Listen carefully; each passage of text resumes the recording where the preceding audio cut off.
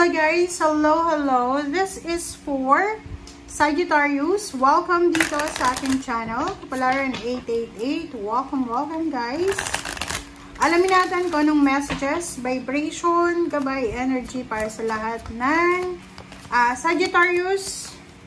Tingnan natin kung anong messages para sa'yo. This is November 2025 financial reading, Sagittarius. Okay, 38, 8, 9, 10, 11. Fourth chakra, Archangel Raphael, Sagittarius. Wow. Sagittarius, you are parang you are super lucky, 'di ba? Sobrang swerte mo because Archangel Raphael is here sa buwan ng November. Happy birthday sa lahat ng Sagittarius this November. And you're lucky because Archangel is here. Archangel Raphael na parang binibigyan ka niya ng boost, 'di ba? Confidence.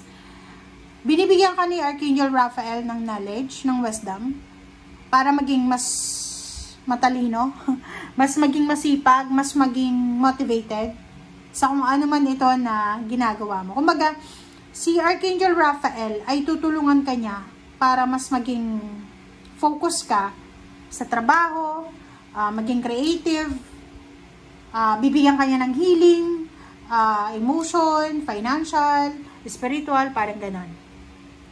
And you are lucky then, okay? You are lucky because there's so much left and right na opportunities. Halimbawa, may mga nagsara na opportunity sa'yo, may magbubukas ng another opportunity. Like, hindi masasayang yung panahon na nagpapahinga ka kasi may mga opportunities na pwedeng dumating sa'yo. Parang ganon. So, yung mga Sagittarius dito na pwedeng nakaranas kayo ng several rejections from your past, sinasabi ng baraha nyo dito na huwag kayong mag-alala kasi this November, okay, maybe this is your birthday blessing, sinasabi ng baraha sa'yo na posibleng ikaw ay biyayaan ng maraming blessings. Okay? So, tingnan natin.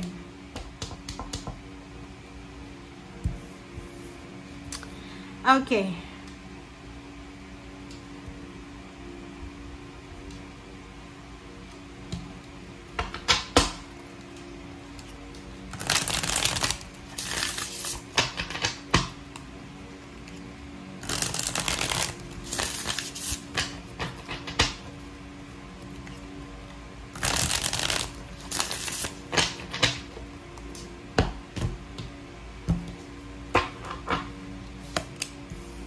Okay, first card natin is Queen of Swords, Page of Swords,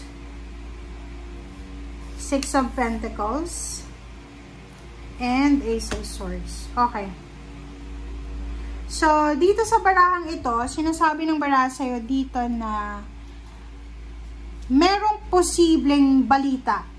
There's a new direction. There's a good news na posibleng darating sa'yo. This one, na pwedeng magdala sa'yo, hindi lang sa ngayon, kasama na yung future mo. There's accomplishment here, diba? Pwedeng makatanggap ka ng job offer international, pwedeng makatanggap ka ng job offer sa local pero malayong lugar. Meron kang ina-accomplish meron kang tinatrabaho na isang bagay na talagang mangyayari siya. Six of Pentacles and Ace of Swords, makakatanggap ka din ng message na halimbawa, if you need some help, financial help, makakatanggap ka ng blessings or makakatanggap ka ng birthday gift this November or possibly, makakatanggap ka ng balita or ng message na mga surprises siya. Okay? Mga unexpected financial surprises.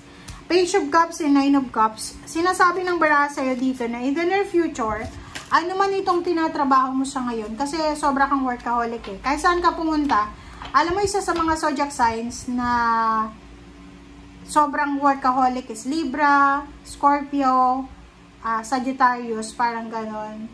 Sila yung mga tao na hindi nababakante. 'Di ba? sila yung mga tao na hindi sanay na walang trabaho. So, ikaw, kung ano man tong ginagawa mo sa ngayon, ano man yan na nagsisave ka ba ng pera, nagpaplano ka para sa future ng pamilya, like for example, gusto magpatayo ng bahay, mag-invest, magnegosyo, sinasabi ng barahan na lahat ng yan na desisyon na gagawin mo ngayon or ginagawa mo siya ngayon, ay magdadala yan sa'yo ng sobra-sobrang kaligayahan. Especially sa relationship, especially sa family. Kumbaga, lahat ng ginagawa mo siya ngayon, Sagittarius, ay magdadala sa'yo ng sobra-sobrang success, ng tagumpay. Diba? Lahat ng yan na ginagawa mong sakripisyo. High Priest and Four of Pentacles. So, yun. So, nakikita ko sir dito na if may parang sinasabihan ka ng iyong intuition na, uy, Sagittarius, kailangan mo mag-ipon ng pera. Kailangan mo mag-ipon ng pera. Kailangan mong makinig. If the universe, I mean, if, for example lang if yung pakaramdam mo,